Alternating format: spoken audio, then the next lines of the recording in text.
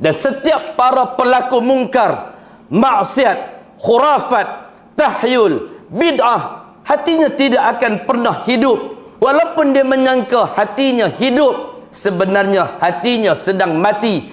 Dia telah pun mati sebelum dia dimatikan yang sebenarnya oleh Allah Azza wa Jalla. Itu yang disebutkan oleh para ulama tasawuf.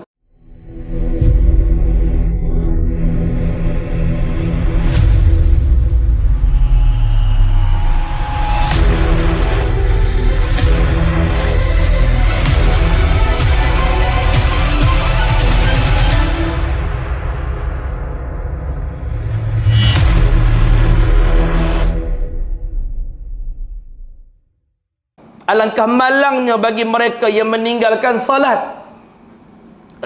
Malangnya mereka yang menjauhkan diri mereka daripada rumah Allah Azza wa Jalla.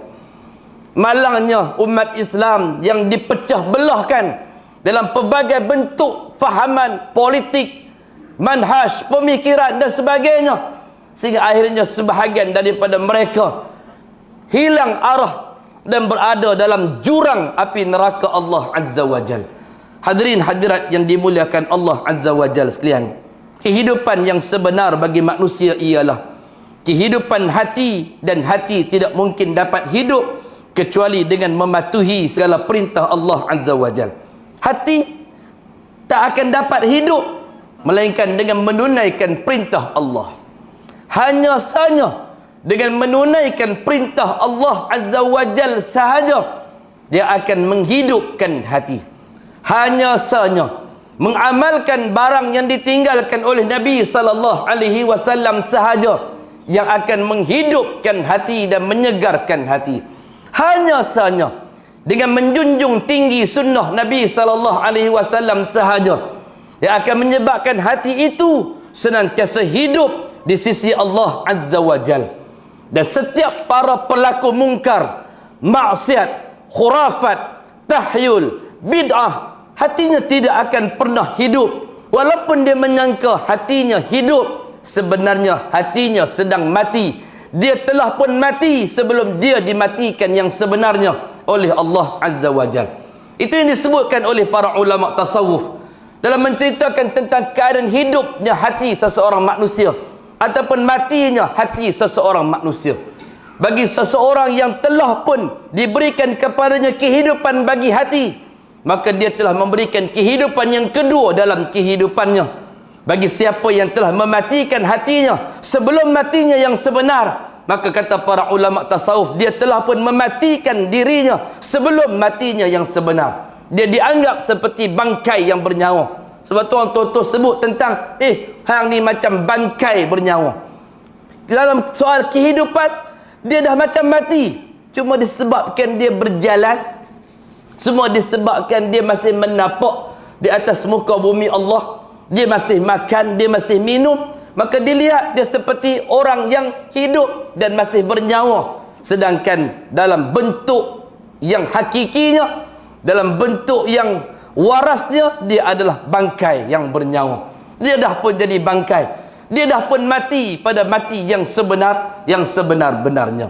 Hadirin hadirat yang dimuliakan Allah. Dan itu juga ucapan yang pernah juga kita sebutkan, tak ingat di mana, mungkin di sini, bahawa sesungguhnya Nabi SAW menyatakan kepada siapa? Menyatakan kepada Talhah bin Ubaidillah, kalau kamu nak tengok satu orang yang syahid, yang dah pun diberikan pahala syahid yang sempurna di sisi Allah Azza wa Jal, maka lihatlah kamu kepada Abu Ubaidah, lihatlah kamu kepada Talhah bin Ubaidillah, yang mana dia masih hidup, berjalan.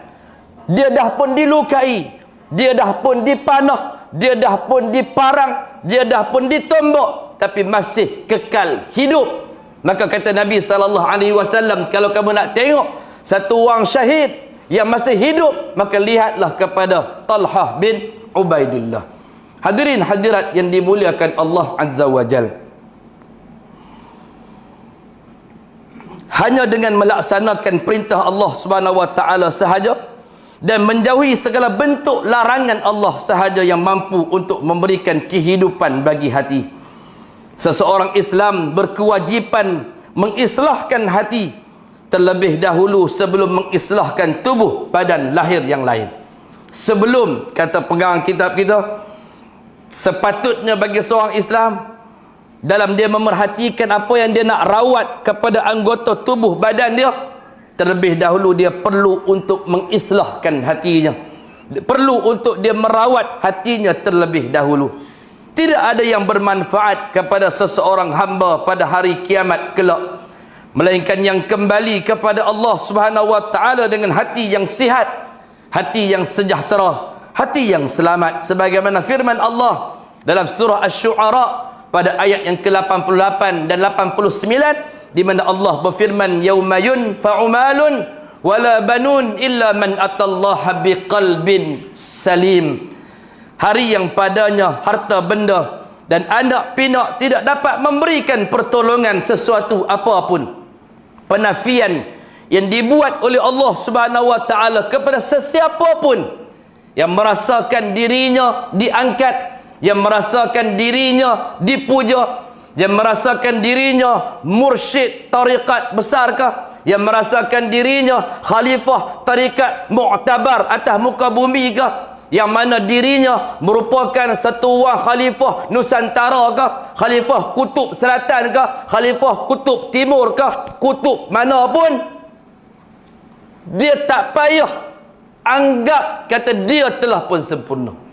Dia tak boleh anggap kata dia dah jadi ahli syurga. Dia tak boleh anggap kata dia dah confirm masuk syurga Allah Subhanahu wa taala.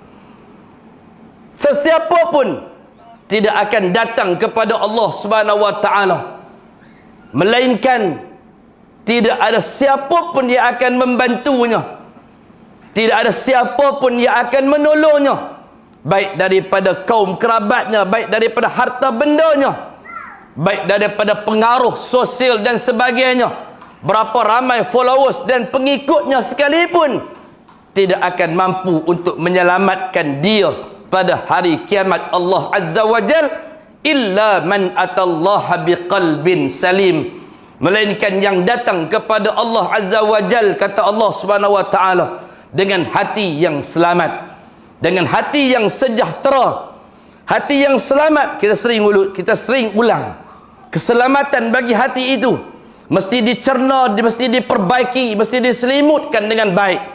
Hati itu mesti dibuangkan segala bentuk kemungkaran. Hati itu mesti dibuang segala bentuk kemaksiatan. Hati itu mesti dibuang segala bentuk perkara bid'ah. Hati itu mesti dibuang segala bentuk perkara khurafat.